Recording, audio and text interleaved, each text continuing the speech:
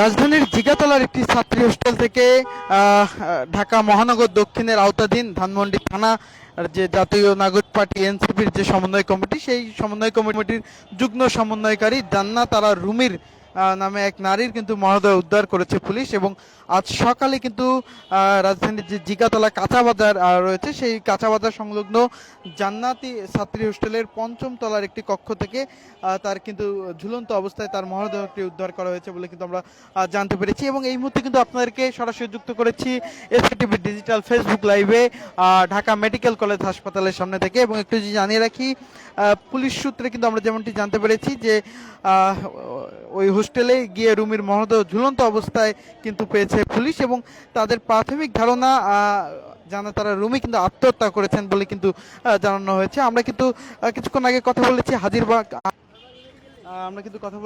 হাজারীবাগ থানার পরিদর্শক তদন্ত সাদত হোসেনের সঙ্গে। তিনি কিন্তু আসলে আমাদেরকে যেমনটি জানিয়েছে যে জাতীয় জরুরি সেবা নম্বর 999-এ ফোন করে ছাত্রী হোস্টেল কর্তৃপক্ষ পুলিশকে এনসিপি নেত্রী রুমির বিষয়টি জানায়। এবং পরে কিন্তু পুলিশ ঘটনাস্থলে গিয়ে কিন্তু যে রুমের যে কক্ষ, সেই কক্ষ থেকে কিন্তু তার যে ঝুলন্ত মরদেহ সেটি কিন্তু দেখতে পায়। এবং মরদেহ উদ্ধার করে কিন্তু সুরতল সম্পূর্ণ করে ময়নাতদন্তের জন্য কিন্তু ঢাকা মেডিকেল কলেজ হাসপাতালে পাঠানো হয়েছে তার লাশটি। এবং একই সঙ্গে মৃত্যু মামলা দায়ের প্রক্রিয়া চলমান রয়েছে। এবং একই সঙ্গে কিন্তু পুলিশের পক্ষ থেকে জানানো হয়েছে যে প্রাথমিক ভাবে তারা ধারণা করছেন ওই নারী অর্থাৎ জান্নাত আরা রুমি আত্মহত্যা করেছেন। এবং তার পারিবারিক জীবন সম্পর্কে পুলিশের পক্ষ থেকে কিন্তু জানানো হয়েছে যে এবং একই সঙ্গে পুলিশের পক্ষ থেকে কিন্তু জানানো হচ্ছে যে জান্নাত আরা রুমির কিন্তু 2টি বিয়ে হয়েছিল এবং দুবারই কিন্তু বিচ্ছেদ হয়েছে এবং দুই সংসারে তার 2 সন্তান রয়েছে।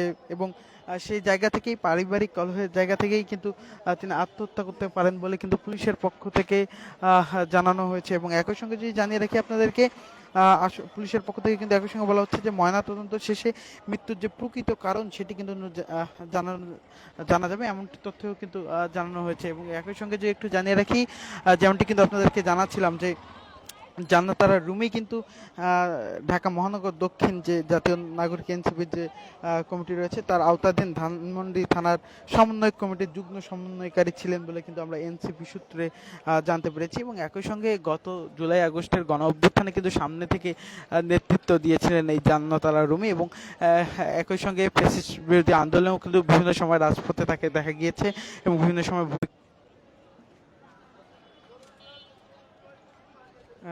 তথ্য কিন্তু জানানো হয়েছে। এবং তিনি কিন্তু আসলে ধানমন্ডি থানার আওতাধীন যে জাতীয় এনসিপি যে সমন্বয় কমিটি, সেই কমিটির যুগ্ম সমন্বয়কারী ছিলেন।